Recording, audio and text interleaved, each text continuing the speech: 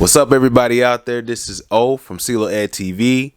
I want to say I really appreciate the responses that I received on my last video, whether people went with the side of alternative education or public school. And like I said, I don't talk about it a lot on my channel, but I've basically dedicated a whole decade of my life to public school. So there are certain things that public educators see from the inside, and I just never chose to discuss a lot of it, and also never really boast or brag about my accomplishments or achievements. I feel like the measure of an educator has really nothing to do with that. It's more so about what connection you make with the students, the passion you have for the subject that you teach, and also how much you allow the students to actually learn to use their critical thinking and their creativity. So that you can't teach. The only thing you can do is really bring that out as an educator.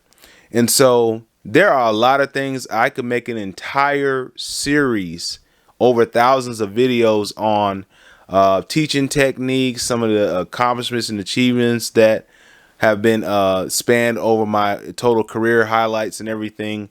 But I really don't want to make this video about that in particular. I wanted to address a comment, and I'll be doing this more often, to kind of alleviate some of the confusion or highlight some things that are important to understand when we're talking about public education. So I actually did a full list, so I'm going to address these bullet points in each in its own video. In other words, the bullet points that I'll read off, they're going to be their own separate video and maybe even their own separate series. But let's read the comment first, and then we'll go from there.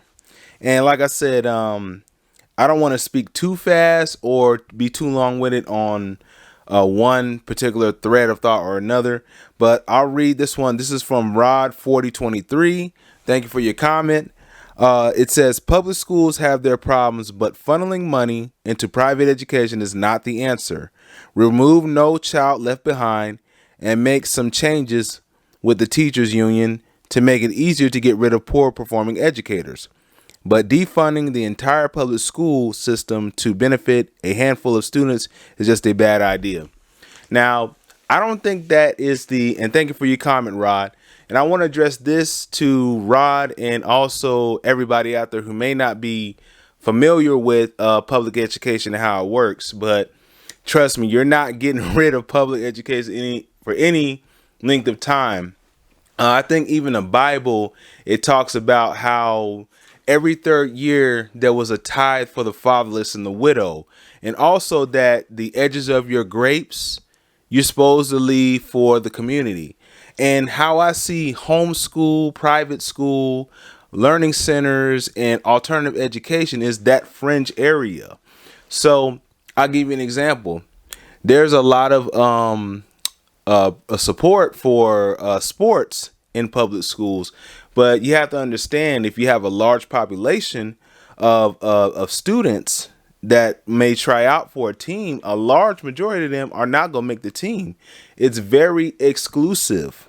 So what if you had a passion for sports and you just didn't make the team? What do? Just not play? What do? Play street ball or play out in more dangerous environments that could possibly, cause some future changes in your life because you don't have a coach there to kind of guide you into, life lessons, not just the sport. So to answer your question, Rod, and to everybody out there, I've got about 10 bullet points as to why public education is not going anywhere, but it doesn't necessarily mean that it's the best option. So just to give you a little highlight out there, I made a comment about how much public education schools get per student. It goes anywhere from, and I'll leave the map up here if I can leave it up on the screen, $10,000 per student up to $35,000 sometimes where you're at. Now, I wanted to mention this because a lot of people do not know. Many of these schools were built to house maybe 10 to 12 students per classroom. I've been in classrooms where I've had 30, 40 students. I was the teacher where if a teacher stayed out because they were sick or because they couldn't make it to school, their overflow students would end up in my class as well. I've been in situations where teachers have been able to select their students, meaning if there were high performing students or students with a history and track record of making straight A's and B's, they were able to handpick their students. I got the students where the school or they have a record of behavioral issues and performance issues. Students that made straight F's, and I realized that it's not that the student was stupid. No, there's things that certain students go through in life, where they're going to sleep, deaths in the family, just tragedies. There's a large homeless population in public school, and I don't think a lot of people understand that. And really, sometimes you just have to break down those barriers and figure out what is impeding them in their life first before you even get to the teaching part.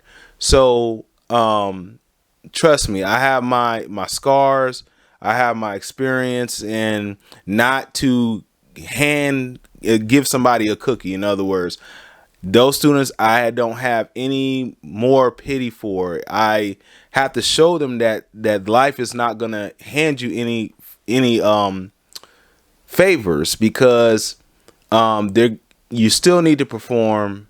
You still need to have high expectations for yourself. You still need to believe that you can do it out there. And you can't pity kids that go through hard times. You can only strengthen them, so that you'll be able to support them and show them that they can do it and that they need the education more than anyone else. So these are typically the students I would deal with, along with a variety of different students. Some with problems, some without problems, some with good backgrounds and good families, some without. So there is a lot of politics in public education, and I just want to lay that part out. So, not to deviate too far from the topic, if you have a classroom with 30 or 40 students, we'll do the math briefly before I go over. I got several bullet points, and I don't know how long this video is going to be. And I really pushed this video out. I said, I could have played my video games. I could have ate me a plate right now, but I kind of pushed that aside because I felt like this video was important to get out. So let's just do some quick math. You can pick a state up here on the diagram that I left up, but I'm just gonna pick a number that's average from the state. So we'll just say $15,000, right? So and if I have a classroom that's typically housing 30 to 35 students, so in total I might teach three classes in a day, 25 to 35 students per class, and we'll just round it out to 80 students. So I have $15,000, and then I take my 80 students. And this is just for the semester. You're already at $1,200,000. $1,200,000. You see that number down there? $1,200,000. So I'm bringing this number up to say, teachers, look at this number. I know you probably, and teachers, I understand your struggle because you don't have time to think about this. You're just in the trenches, calling your parents. You're in the trenches, making up for teachers who have quit and called out. And I'm not shaming those teachers because there's a lot going on that makes it difficult for teachers. And I talked about it in my last video. I didn't go into detail. You don't have time to think about this $1,200,000 that the school is making off of you, and that the parents don't even know that the school is making off of a classroom of 80. So you got to multiply that by how many teachers are in your school. So I read a comment that said it was addressing me, and I'll address more comments and more videos that said, oh, this, you're hearing it from a guy who's going to benefit from his private school that has solar and etc. But once I go over the bullet points, I'll come back to why that's actually a good thing for the parents in the community, to have no expense that's passed on to the student, to the families, or to the community as a whole. Every public school system gets their money from us, from everybody out there. Tax on your fuel, taxes on your income, taxes on sales tax, also property tax, and various taxes are drawn to fund public schools. So let's get that clear. So if I had a school that was run by solar, okay, and you know, has renewable energy and heated with solar or heated with natural gas or whatever, that utility bill doesn't get passed on to you. Answer the other question: how much tax revenue do private schools get? I'll wait. How much tax revenue do homeschoolers make? I'll wait again. So to say that with Trump redistributing the funds that a person is using it for their personal gain is far from the truth, because I just showed you a number where I taught 80 students in a semester. So you got to multiply that by 2. Let's take that one. And I'm sorry if I'm bouncing around a little bit, but we'll stick with the number first. So we got to multiply that 1,200,000, 1,200,000 times 2, because I taught 160 students in a year. So we're looking at $2,400,000. Now, that's just off of one teacher. Let's say you have about 200 teachers in a school. You're already looking at $480 million. Now, compared to that comment that I read, and I hope that the same person can watch this video and revisit your comment and tell me, am I, because I decide to open, let's say, CLO Academy and have maybe 50 to 100 students in small classroom sizes so the students could actually learn, and have 4 core teachers that teach 25 students at a time or less, maybe 5, maybe 10, in rotation with 4 extracurricular students, be and somehow doing it for my benefit. When the school is making $480 million, a small school can be making $480 million a year, 200 students, and that's not even the Title I money. We're not even talking about extra money on top of that. So I just want to put that in there for food for thought.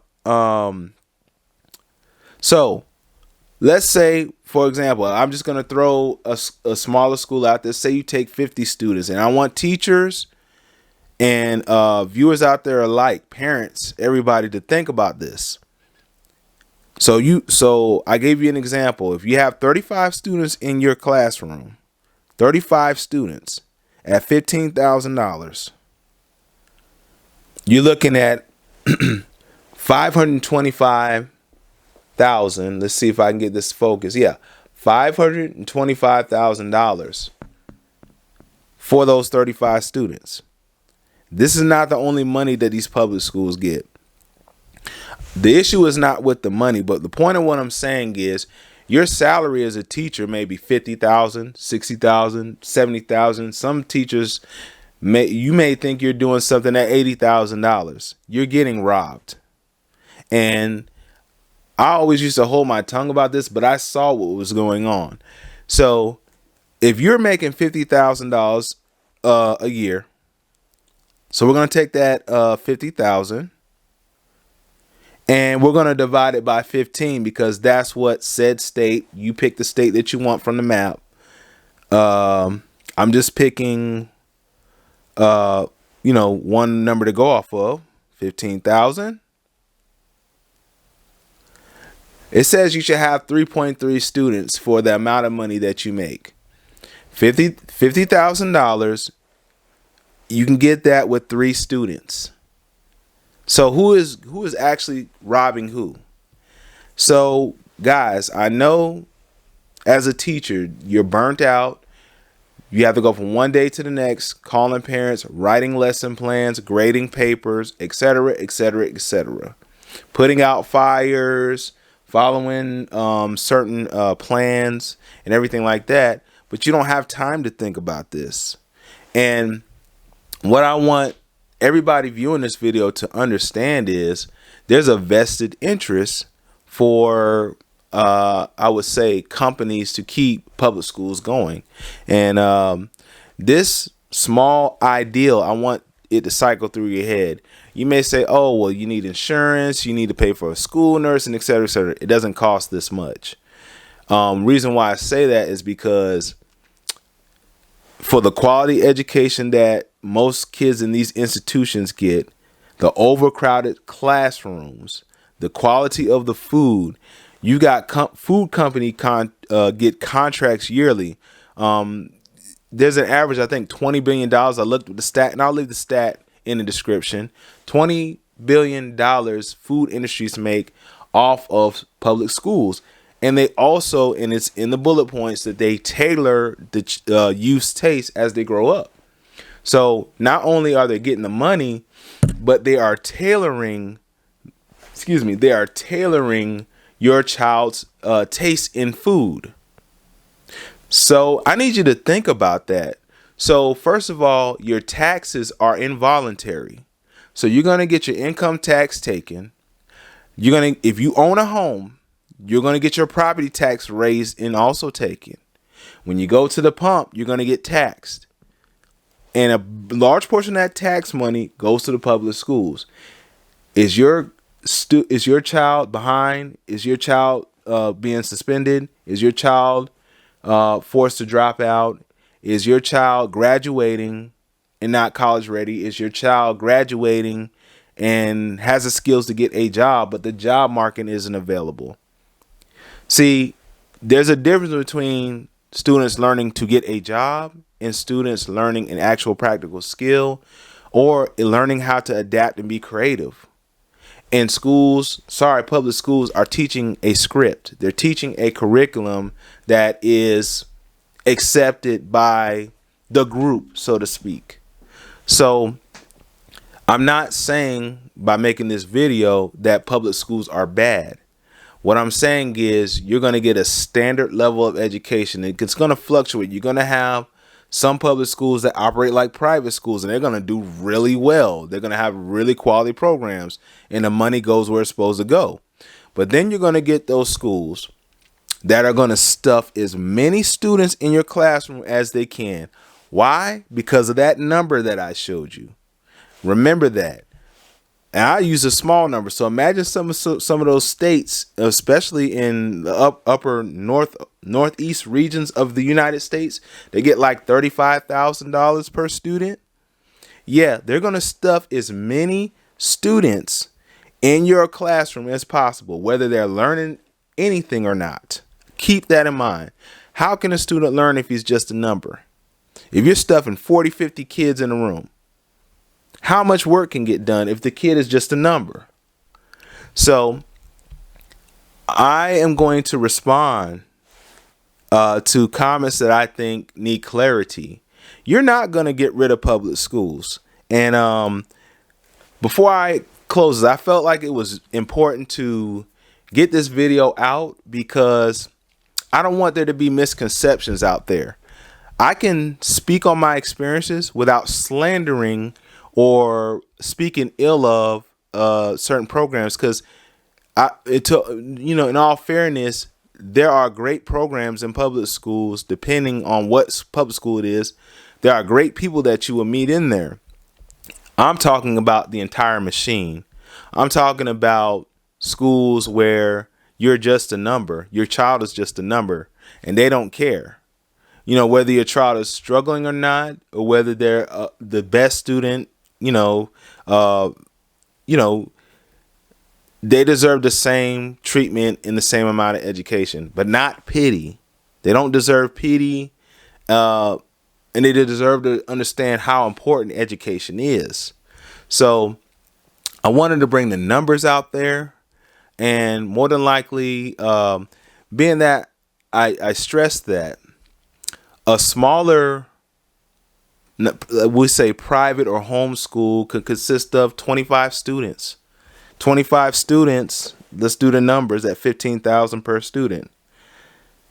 25 students times 15,000, you're at 375,000. Now, if you multiply that by 4 and you have a small school with 100 students, you're looking at 1 $1.5 million. And what I'm saying is you can pay to run a school of 100 students. You could pay 4 core teachers, a PE teacher, art teacher, a band teacher. You could pay 12 or 13. Let's see. So let's just throw out all the classroom expense. Oh, by the way, if it's a renewable school, there's no utility bill. Well, let's get that straight. If there was rainwater, rain catchment, or well water at the school, no water bill. So we're going to take the utilities out that we would have passed along to you. So let's do that. And let's just say, hey, the whole 1.5 million is going to go to 15 teachers. Okay, so would you rather make as a teacher $50K for stuffing 34 students in your classroom, or make $100,000? Let's see. You got $100K. Let's take the $100,000. And then you're going to, okay, so let's say how many students will you have for the $100,000? We got 15 teachers. We got 100 students. So let's take 100 and divide it by 15 teachers. You would have a max of 6 students. 6 students in the school. 6 total. I'm talking about not 6 per 6 per period, like first, second, third, fourth. No, you would have 6 students making $100K. There's some teachers that don't even make $100K. They'll make $100K after putting 20 years in the system. And when I was having conversations with a lot of my colleagues, they thought I was crazy. Literally, you can have less stress. The students will have less stress because the classroom sizes would be smaller. You could be more intimate with the curriculum, meaning you can go into deep detail. Meaning, like, if a student really like engineering, you could talk about the Christensen family, Ole Kirk and them, and the Lego family, how they build their empire, creating a system with the Legos. You could actually get them to develop their own toys and things. With public school, you're just a number. They're looking to pass those state exams. And trust me, I did it for years and got a lot of kids certified in my field. I won't attribute it to me. The kids earned that. And the students earned that. But what I'm talking about is they have a quota to meet to keep the money coming in. And that's when it becomes a machine. I don't want people to just learn the skill to get a certificate or a certification or license. Now, I did that for years. They got certifications and licenses. But I wanted students to understand the practicality and importance of what they were doing. And how, for example, Mickey Mouse, Sonic, how big a Pokemon is right now. It's $1 billion. I think it's $1.1 trillion industry. And it's understanding IPs, creating properties. And I did a whole seminar on that. And it's not that I am talking about public school. I've had speaking engagement with public school and taught in public school and built my foundation in public school. But what I'm saying is, like in the beginning in the Bible, there's always something left for the fringe group. So you don't have your grapes that you grow and not leave the outside portion of your grapes. You keep 90%, but you got to give 10 back to the public. Every third year, you keep most of the tithes for the first 2 years, but that third year, that tithe goes to the fatherless and the widow. So what I'm explaining is to, public schools, private school, homeschool alike. These people, private, homeschool, alternative learning, have a place. And don't be intimidated by that, because these institutions have been lining their pockets for years. So this video has kind of been long. I'll make a part 2, and I'll just read off some of the bullet points, and join me in part 2. And if you like this video, hit a thumbs up, consider subscribing to the channel. My gaming channel is monetized. Oh no, you might be wondering why I'm wearing this. You can check out the video up here where I made the patch for this and actually taught how to make it in Inkscape, how to cut it on the laser, how to make the logo to go in the patch, and how to sew it onto the hat. All in the video right here. And this was one of my early videos. So aside from that, thank you for watching. Stay tuned for part 2. I'm going to go over the bullet points in part 2 of some of the reasons why public school is not going anywhere, and it's not going to be what you think. Stay tuned. Take care. See you on the next video. Peace.